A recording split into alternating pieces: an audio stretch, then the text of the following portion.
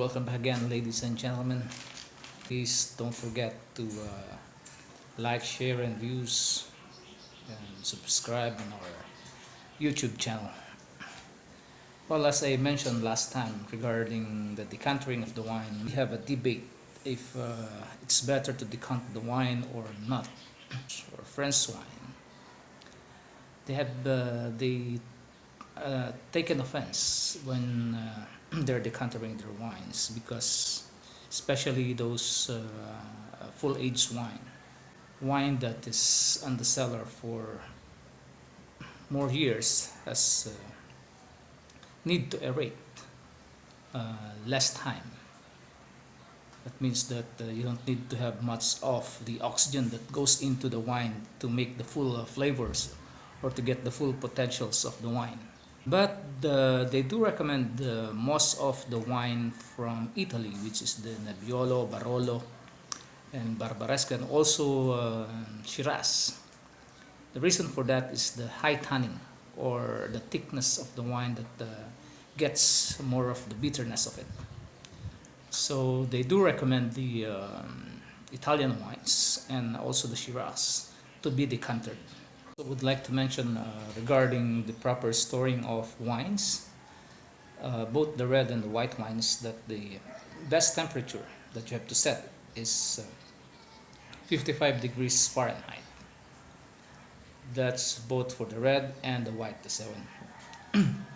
And the reason for that is the less temperature that you're going to put, it prevent the wine to develop its full potential or its full character. So the lesser temperature, lower than 55 degrees Fahrenheit, it prevents to develop the wines. For the red wines, higher than 55 degrees, let's go about 60 to 70 degrees Fahrenheit, it will speed up the aging process of the wine. So it might going to damage or spoil the wine itself. So the perfect temperature, as they say, is always about 55 degrees. That's both for the red and the white wines. And also make sure that that your cellar or the fridge is not in contact of direct sunlight, because the sunlight will make a huge impact on the temperature of the fridge. That's why most of the cellars, they build it underground or on the basement. It's just because of the sunlight. Okay, so our next topic is about the testing terminology, or the phrases or words that they use when they're tasting the wine. We have the word tannic or tannin. And what does it mean? Well, tannin is just for a simple word, is the bitterness of for the taste of the wine. That's what they call the tannin. And also we have the acidity. The acidity is, as I saw it on my note, it's the liveliness and the crispiness of the wine. For example, the sour taste of it. And the acidity is known as well for what they call the minerality, or acidity or mineral. It's almost the same taste of it. That is commonly used term for the white wines. Okay, so acidity or minerality is only for white wines. And also we have the alcohol, which is the sugar content, or what they call the ethyl alcohol. It's the product of the alcohol of the sugar fermented. So that's the ethanol. That's what they call the alcohol for the wines. And also they have the word balance. The balance is pertaining for the harmonious taste of the tannin, acidity, dryness, and sweetness of the flavors of the wine. And also we have the bouquet, which is the aroma or the odor that you smell coming from the wine itself, and that's they call the aroma or the bouquet. And also we have the term short finish or long finish. That's the sensation or the taste that you feel that lingers in your tongue or in your mouth. The longest that you can taste the flavor, it's that's they call the long finish, and the shortest is the short finish. And what else? We have what they call the dry taste. Dry is a simple term, is the absence of sweetness. It's the one I was mentioning on the champagne tasting.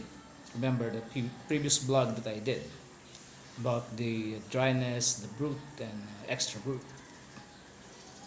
And the sweetness, the term sweetness that they're putting is about the sugar or the sweetness of the taste of the wine once you drink it.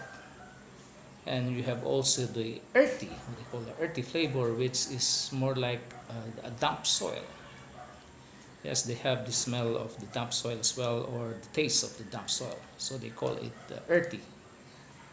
And then we have fruity. The fruitiness of the wine is the presence of the citrus or fruity taste that you can taste when you're tasting the wine. And also we have what they call the woody taste.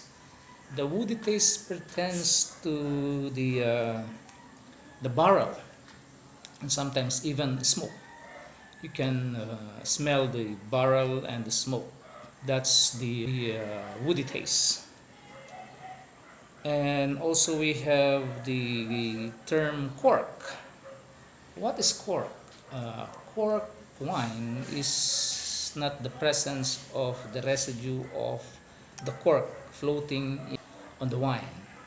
The term cork they use is because of the oxidation of the wine that gets spoiled because of uh, more oxygen that they have in the bottles once they sealed it.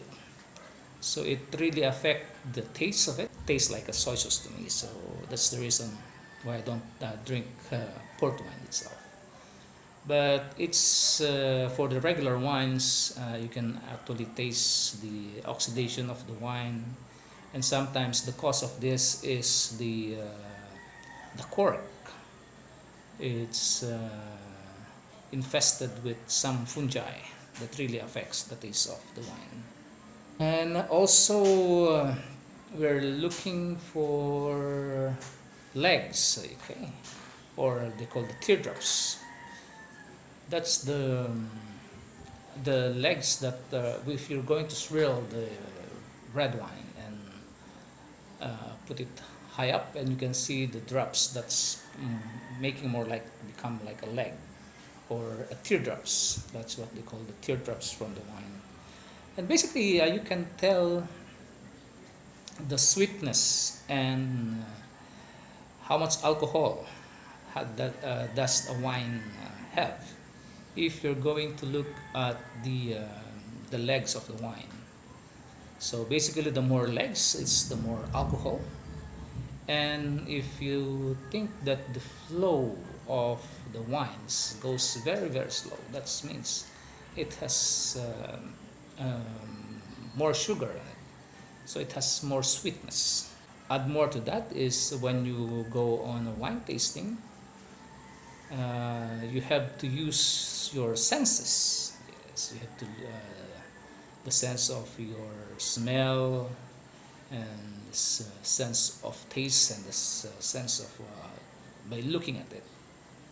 That's the way on how to check for wines, because for that you can see the what kind of grapes. I was mentioning, if you know, it's going the color of it. As I mentioned last time about the color of the Sauvignon Blanc, a Chardonnay, and a Semillon. It has Semillon has more on colors of it, and Chardonnay more on the yellowish side. Then for the Sauvignon Blanc, it's more clear. And also, you can um, smell the bouquet or the aroma of the wine.